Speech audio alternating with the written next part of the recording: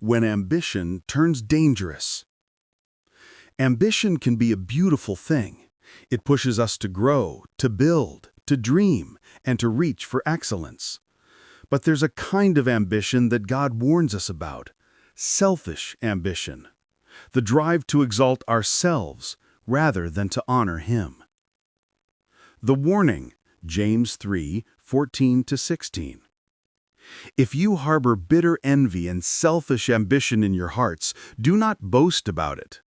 Such wisdom does not come down from heaven, but is earthly, unspiritual, demonic.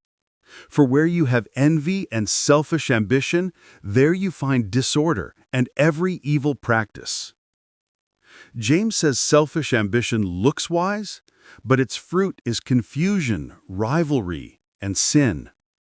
When we seek success for our own name, even good goals become poisoned. The heart that wants to outshine others cannot truly serve God. The first example of selfish ambition, Isaiah 14:12-14.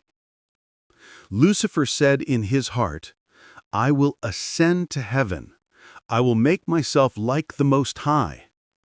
That's ambition turned into rebellion.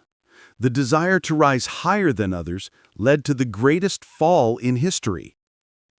The spirit of selfish ambition always whispers, "I will," instead of "thy will."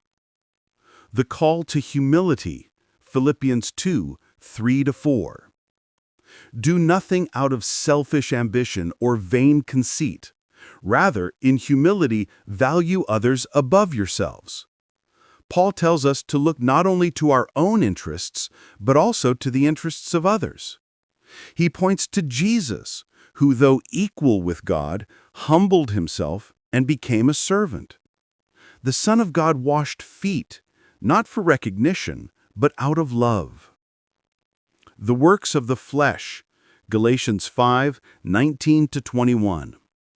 The acts of the flesh are obvious: selfish ambition, dissensions, factions. Selfish ambition doesn't unite, it divides. It creates factions, cliques, and jealousy. It's a symptom of a life driven by self rather than by the Spirit.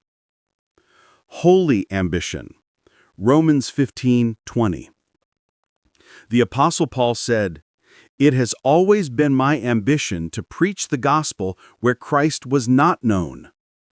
Paul had ambition, but it was holy ambition. His drive was to spread the message of Christ, not to promote himself. Godly ambition seeks the expansion of His kingdom, not the enlargement of our reputation. 6. The greatest example, Jesus.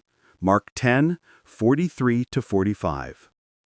Whoever wants to be great among you must be your servant.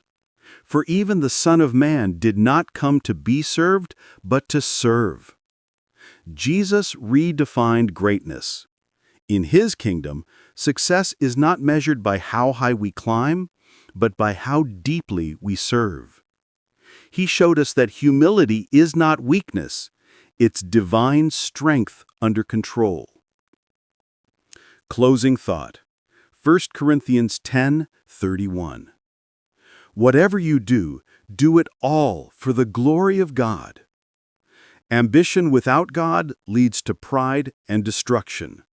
But ambition surrendered to God becomes purpose, vision, and eternal impact.